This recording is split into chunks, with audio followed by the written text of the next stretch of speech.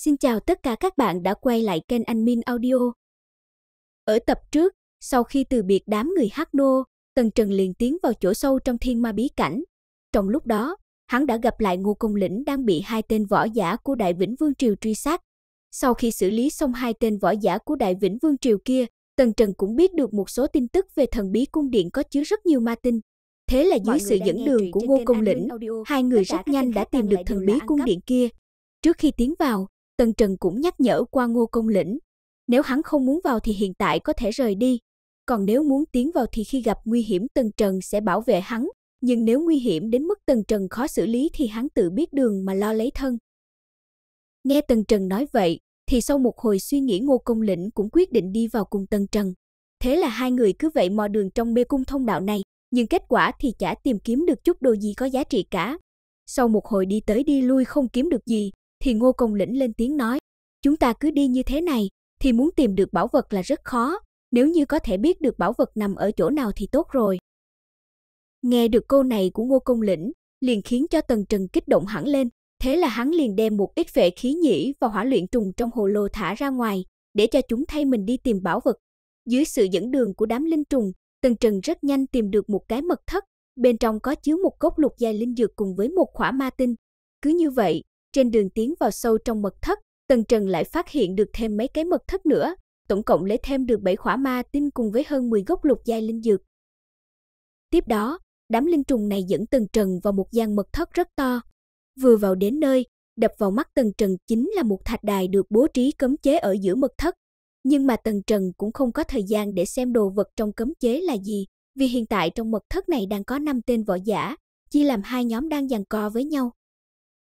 Mà trong số mấy tên võ giả có mặt tại đây, thì có một võ giả tên là Chu Hải đã gặp Tần Trần ở trong sơn cốc khi trước. Thế nên khi nhìn thấy Tần Trần, thì trong lòng hắn thầm kêu khổ, nhưng mà hắn vẫn rất khách khí chắp tay hướng Tần Trần nói, Tần Thiếu Hiệp, không ngờ ngươi cũng đến nơi đây.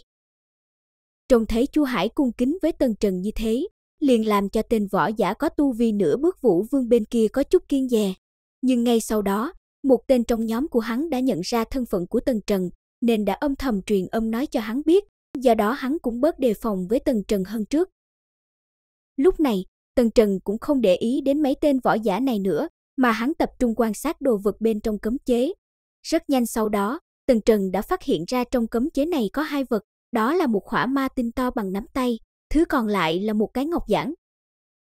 Thấy Tần Trần không có để ý đến mình, nên tên nửa bước Vũ Vương kia lớn tiếng quát, tiểu tử, ngươi nhìn cái gì vậy, mau cút ra ngoài cho ta, nơi này chính là chúng ta tìm được trước, chẳng lẽ một tên tiểu tử của Đại Uy Vương Triều cũng muốn chiếm sao? Lời nói vừa dứt, tên võ giả kia sợ hai người Chu Hải liên thủ với Tần Trần để đối phó với hắn, thế nên hắn ta liền quay sang Chu Hải nói, Chu Hải, ngươi sẽ không cùng tên tiểu tử này liên thủ đoạt bảo đấy chứ, ngươi đừng quên tên tiểu tử này đã đắc tội với Đại Càn Vương Triều. Nếu như ngươi và hắn liên thủ, lúc đó ta sẽ đem tin tức này nói cho Đại Càn Vương Triều, hậu quả khi đó như thế nào chắc ngươi cũng đoán được chứ. Nhưng mà để cho tên võ giả kia không ngờ tới là, khi hắn vừa nói xong, thì Chu Hải liền lui ra sau hướng Tần Trần nói, Tần Thiếu Hiệp, đồ đạc ở đây cùng với ta không có liên quan, hiện tại Chu mỗ xin cáo từ trước. Dứt lời Chu Hải liền kéo luôn tên võ giả bên cạnh mình nhanh chân đi ra ngoài. Nhưng mà Chu Hải còn chưa đi ra khỏi mật thất, thì liền bị Tần Trần gọi lại hỏi tung tích của ma trì. Nghe Tần Trần hỏi vậy, Chu Hải liền chắp tay nói, cái này vừa hay ta cũng biết một ít. Thật ra ở sâu bên trong phế tích này có một cái ma trì, mà cái ma trì này có cấm chế bao quanh, nên hiện tại võ giả của 7 thượng đẳng vương triều đang hợp sức công kích để phá cấm chế. Sau khi biết được thông tin này xong, Tần Trần liền để cho hai người Chu Hải rời đi.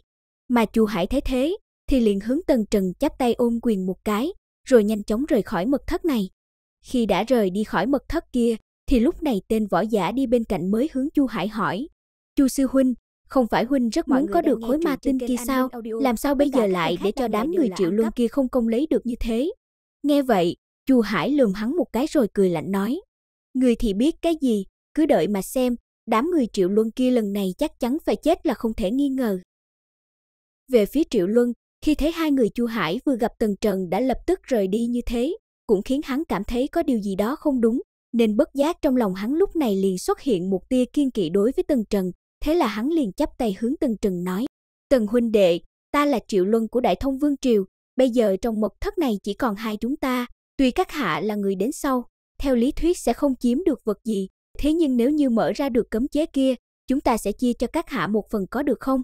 Mà Tần Trừng nghe xong tên Triệu Luân kia trình bày dài dòng như thế, thì lạnh giọng nói, ta cho các ngươi một con đường sống, hiện tại nên lăn nhanh khỏi đây đi. Nghe xong lời nói đầy cuồng vọng này của Tần Trừng, khiến cho ba người Triệu Luân tức đến tím mặt. Thế là ngay lập tức, Triệu Luân liền lấy ra một cái hắc sắc đại ấn trông giống như một ngọn núi, rồi hướng phía Tần Trừng đập tới. Trong lúc đó, hai tên võ giả bên cạnh hắn cũng lấy ra vũ khí, rồi đồng thời hướng hai bên Tần Trừng đánh tới. Đối mặt với thế công của ba người, Tần Trừng lập tức lấy ra kiếm sắc rỉ. Ngay khi hắc sắc đại ấn kia sắp đánh trúng người, thì Tần Trừng liền chém ra một kiếm, lập tức hắc sắc đại ấn kia bị đánh bay ra ngoài, đập lên vách tường trong mật thất rồi rơi xuống. Mà theo thủ ấn bị đánh văng ra, làm cho Triệu Luân cũng bị phản phệ phun ra một ngụm máu tươi, rồi lập tức hắn hướng hai tên võ giả kia hô, chạy mau. Mặc dù Triệu Luân ra hiệu cho đồng bọn rất nhanh, nhưng mà lúc này hai tên kia cũng đã đánh đến người Tần Trừng rồi, cũng không thể quay người bỏ chạy được nữa. Với lại, Tần Trừng đâu có cho bọn chúng cơ hội chạy thoát, thế là một kiếm lần nữa chém ra, chỉ thấy hai tên võ giả này kêu thảm một tiếng, sau đó đã hóa thành huyết vụ bay đầy trời rồi. Triệu Luân đứng ngoài trông thấy một màn này thì liền quay người bỏ chạy luôn. Thấy thế, Tần Trừng liền thi triển ra tinh thần phong bạo, rồi ngay sau đó, một âm thanh phốc suy vang lên, thế là tên Triệu Luân này cũng hóa thành một đoàn huyết vụ luôn. Xử lý xong ba tên võ giả, Tần Trừng liền hướng phía cấm chế chém ra một kiếm, mà dưới một kiếm của Tần Trừng, cấm chế này lập tức vỡ tan. Theo đó, một khối ma tinh và ngọc giản liền rơi vào trong tay Tần Trừng. Cầm khối ngọc giản trong tay, Tần Trừng liền đem tinh thần lực của mình truyền vào trong, thế là một bộ địa đồ chi tiết của phế tích cung điện này liền hiện lên. Khi đã biết được thông tin chi tiết sơ đồ trong phế tích này, thì Tần Trừng liền thu hồi lại ngọc giản, rồi sau đó đi đến chỗ đại ấn khi trước của Triệu Luân để nhặt nó lên. Cầm đại ấn trên tay, Tần Trừng liền nhận ra phù văn khắc trên đại ấn này ít nhất cũng là thất giai cấp bậc. Biết được bảo ấn này không phải vật thường, Tần Trừng ngay lập tức luyện hóa cấm chế bên trong đại ấn. Sau khi đã luyện hóa xong đại ấn, Tần Trừng liền dẫn theo Ngô Công Lĩnh đi đến quảng trường có ma trì ở sâu trong phế tích. Mà Tần Trừng vừa rời đi không bao lâu, thì hai người Chu Hải lại xuất hiện trong gian mật thất này. Vừa vào đến nơi, chứng kiến cảnh tượng ba tên võ giả của Đại Thông Vương triều chết thảm, liền khiến cho tên võ giả bên cạnh Chu Hải kinh sợ tột đỉnh, rồi hắn lắp bắp nói, sư huynh, chuyện này. Thấy biểu hiện của tên võ giả này, Chu Hải hừ lạnh một tiếng nói, bây giờ thì ngươi đã biết tại sao lúc đó ta lại lựa chọn rời đi rồi chứ. Dứt lời, Chu Hải đăm chiêu tính toán một hồi, rồi sau đó hắn liền kéo tên võ tôn này về phía quảng trường có ma trì lao đi. Quay lại với Tần Trừng, thì sau 2 canh giờ di chuyển, cuối cùng hắn đã đến được quảng trường có ma trì. Vừa đến nơi, hắn đã thấy tràng cảnh hơn trăm người đang ra sức công kích để phá cấm chế, mà trong đám này cũng có Mạnh Triển Nguyên và đám người Đế Thiên Nhất. Mà ngoài những võ giả đang miệt mài phá cấm chế này, thì còn có võ giả của 7 đại vương triều. Nhưng mà những tên này không có tham gia vào việc phá cấm chế, mà chỉ đứng ở bên ngoài để xem thôi. Tần Trừng thấy vậy thì cũng có chút nghi ngờ, không hiểu tại sao 7 đại vương triều lại cho những võ giả khác vào trong ma trì làm gì. Thế là sau đó, Tần Trừng liền sử dụng dịch dung thuật để thay đổi bộ dáng, rồi lướt nhanh về phía ma trì. Đến đây mình xin kết thúc nội dung của tập này nhé. Xin chào và hẹn gặp lại mọi người trong tập sau.